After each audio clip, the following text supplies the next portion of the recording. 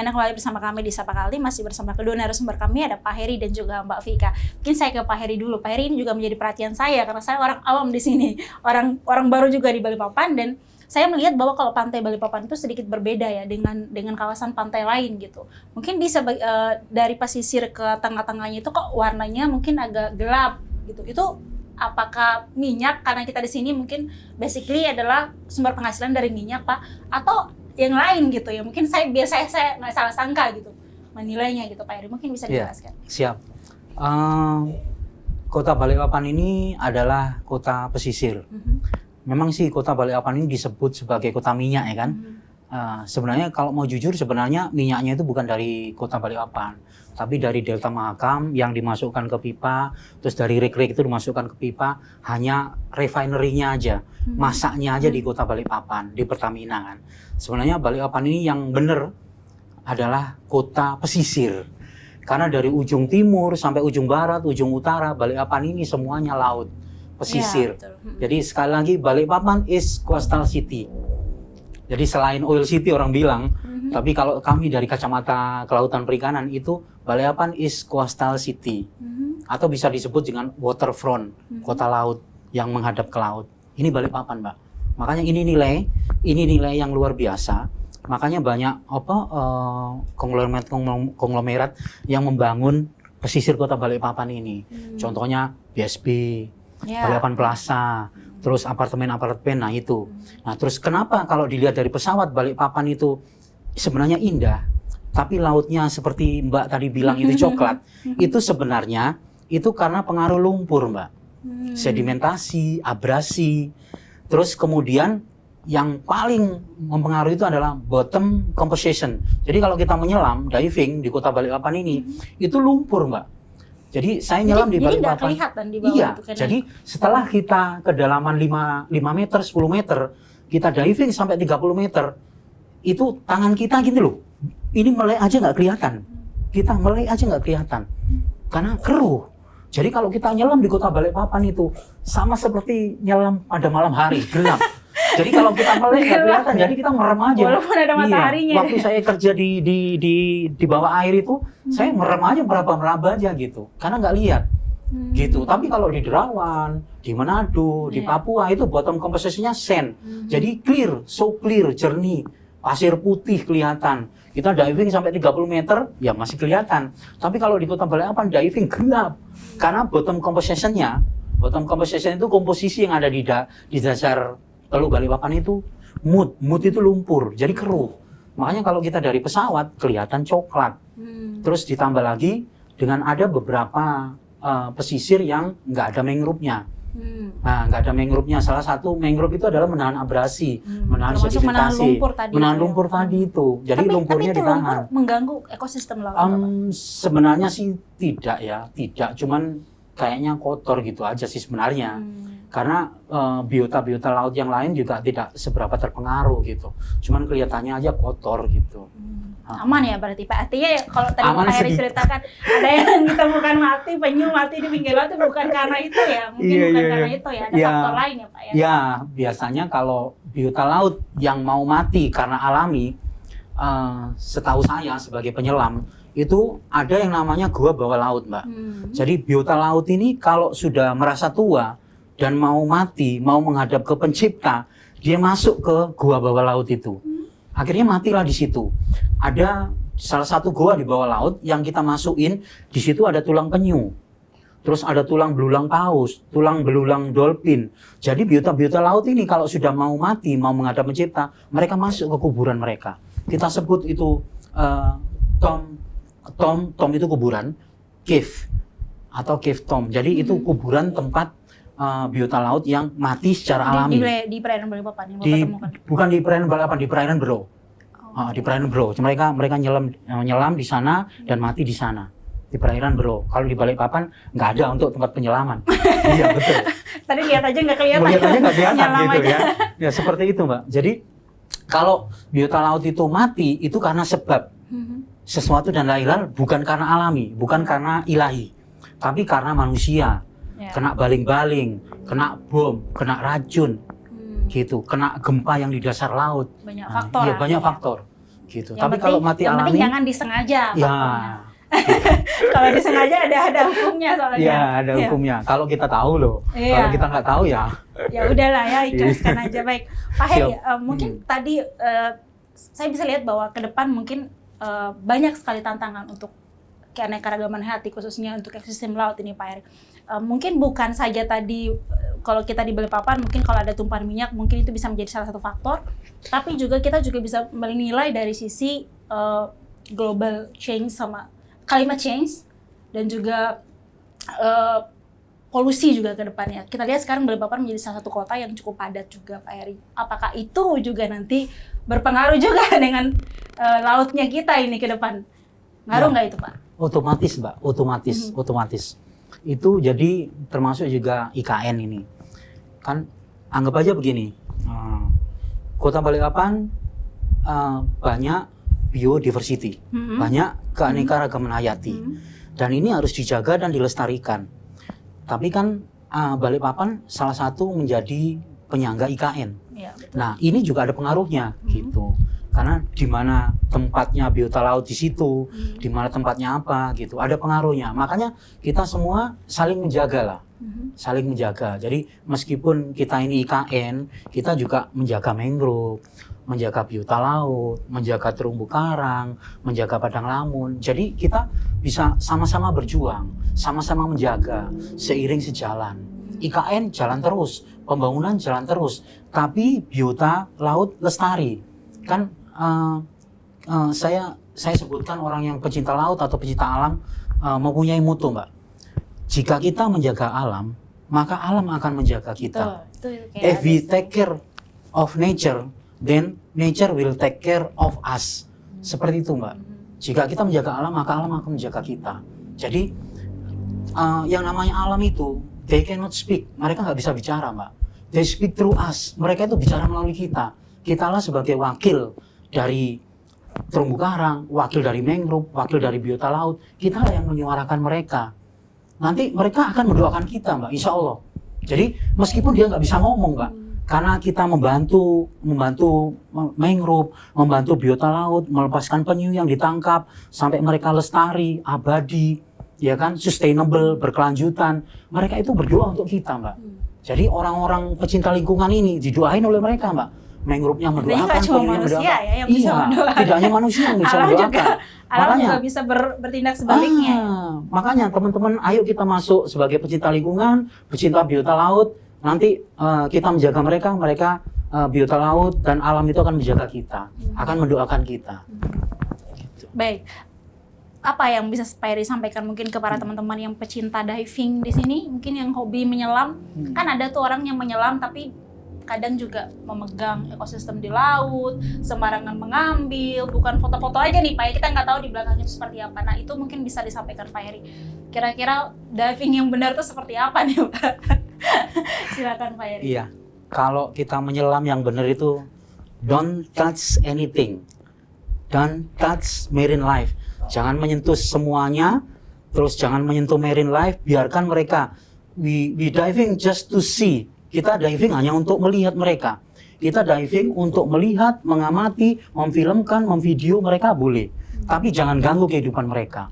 Biarkan mereka itu hidup seperti apa adanya, seperti itu. Artinya kalau mau ngambil foto ya udah foto aja. Foto gitu aja. ya. Kamu mengambil foto penyu, ambil foto penyu. Ambil foto buaya, ambil foto buaya. Jangan ganggu kehidupan mereka.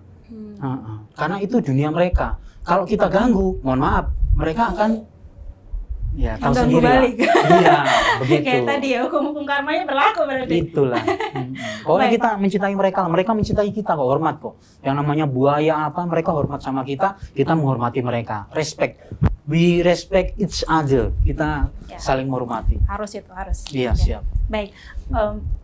Tadi sudah 26 tahun Pak Heri berkecimpung di 26 tahun 26 sejak tahun. 98. Tentunya ada tantangan nih Pak Heri ya selama menjadi seorang marine life volunteer Pak. Apalagi seorang diving juga dan membangun sebuah komunitas yang sekarang mungkin cukup dikenal ya, akhirnya dibantu oleh Kementerian Kelautan. Itu tidak mudah Pak Heri, mungkin bisa dibagikan ke kami apa tantangan yang paling besar yang selama ini mungkin Pak Heri dan teman-teman hadapi Pak. Tantangan yang paling berat atau paling besar itu dengan orang-orang yang stubborn. Stubborn itu keras kepala.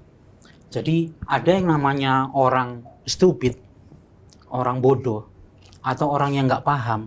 Kita berikan ilmu, kita educate dia, kita edukasi dia, itu ada yang nurut, Mbak. Nurut. Karena dia memang benar-benar nggak tahu.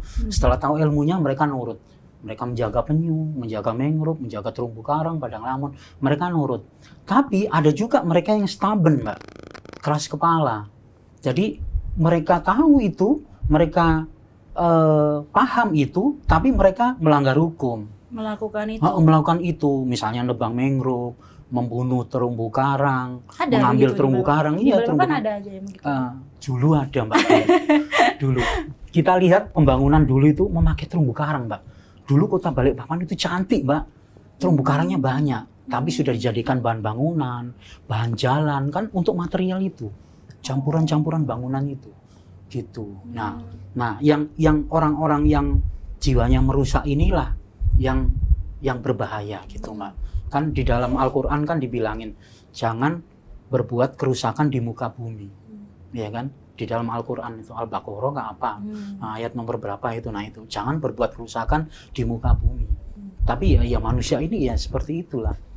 Karena jadi itu tantangan terbesar ya. Itu tantangan terbesar dengan orang yang keras kepala. Kalau yang seperti itu gimana dari pihak Marine Life Volunteer?